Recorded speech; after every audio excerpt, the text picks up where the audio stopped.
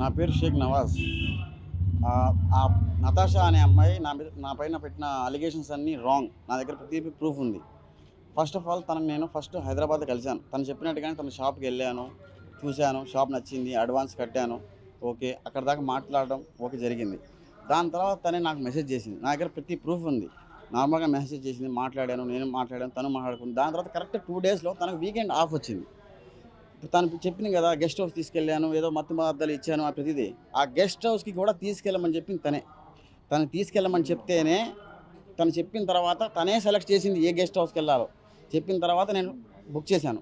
Book చేసిన తర్వాత అక్కడికి వెళ్ళాం. నేను తనే ఇద్దరమే వెళ్ళాం. నేను 2015 నుంచి నాన్ ఆల్కహాలిక్ పర్సన్ని. నాకు మందు అనేది అలవాటు లేదు. తను తాగుతానంటేనే నేను వెళ్ళి అక్కడ సీసీటీవీలో ప్రతిదీ ఉంది, కెమెరాలో మొత్తం రికార్డ్ అయి ఉంటుంది. అక్కడ నేను వెళ్ళాం, తనకు కావాల్సింది తెచ్చుకుంది. నా కోసం తను బలవంతం చేస్తే తన కోసం తాగాను. ఇప్పుడు అందరూ ఆ అమ్మాయి చెప్పిందే వింటారు, కానీ ఇప్పుడు నేను మగోడిని, నేను తాగాను అంటే మీకు కావాలని చెక్ చేసుకుని నా బ్లడ్ రిపోర్ట్స్ తెలుస్తాయి కదా, వీడు తాగుతాడా లేదా అని. అలాగా తర్వాత వెళ్ళి తాగాం.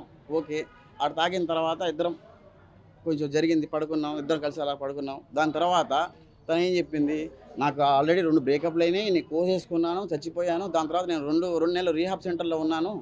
ఇప్పుడు నువ్వు నన్ను వదలకూడదు, నువ్వు నన్ను వదిలితే నేను అని చెప్పి ఎమోషన్ బ్లాక్మెయిల్ చేసింది.